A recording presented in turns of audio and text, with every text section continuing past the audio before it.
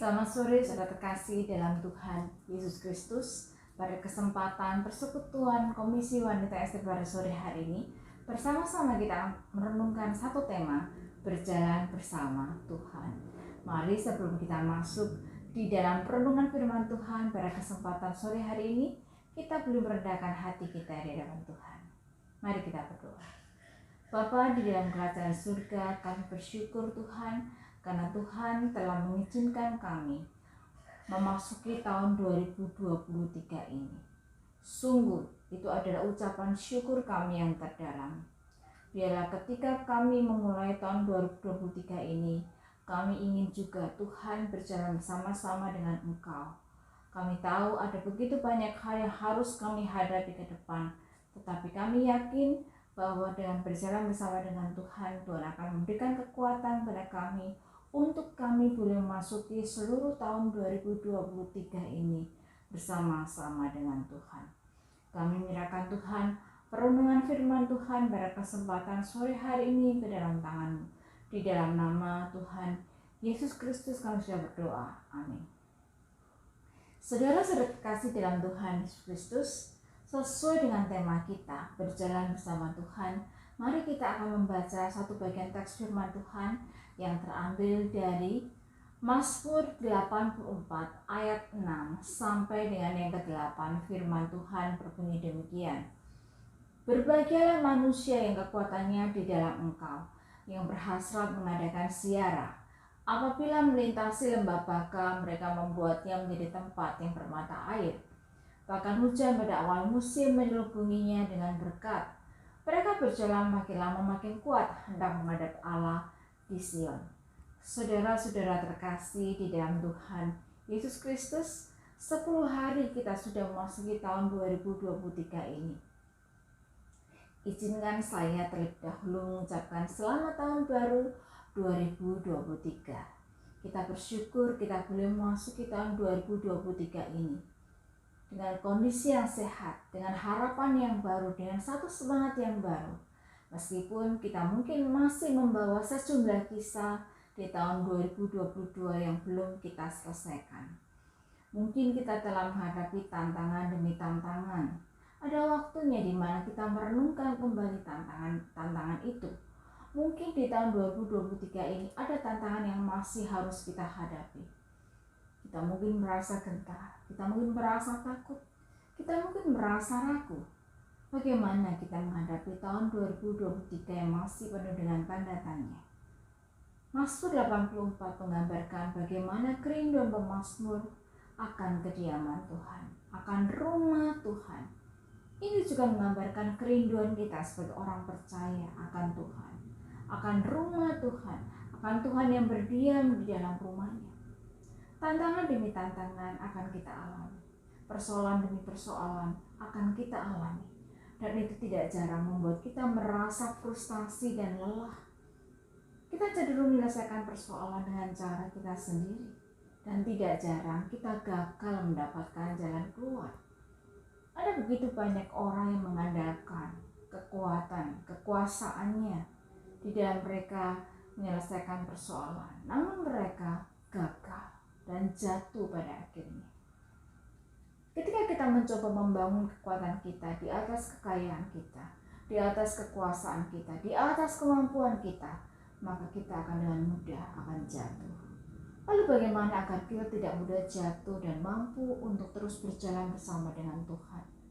Saudara-saudara terkasih di dalam Tuhan Yesus Kristus, Mazmur 84 ayat 6 dikatakan bahwa berbahagialah manusia kekuatannya di dalam Engkau, yang berhasrat mengadakan ziarah. Apa artinya manusia kekuatannya di dalam Tuhan? Atau Tuhan itu adalah kekuatan kita? Apa artinya ini? Kata kekuatan di dalam Mazmur 84 ayat yang ke-6 menggambarkan kekuatan tubuh kita secara fisik atau energi. Kekuatan dapat diartikan sebagai kekuatan untuk menahan sesuatu atau kekuatan untuk menyerang. Lalu apa artinya Tuhan itu adalah kekuatan kita? Artinya Tuhan itu menjadi tempat pengungsian kita, menjadi tempat perlindungan kita yang nyaman dan aman. Tuhan menjadikan kita mampu bertahan terhadap segala serangan. Dia adalah kekuatan kita. Dia adalah energi kita. Mari kita mencoba merenungkan sejenak. Membayangkan Tuhan itu adalah kekuatan kita. Seperti halnya relasi seorang anak, seorang bayi dengan orang tuanya. Orang tua adalah kekuatan dari sang bayi. Sang bayi itu akan merasa aman di dalam tangan orang tuanya.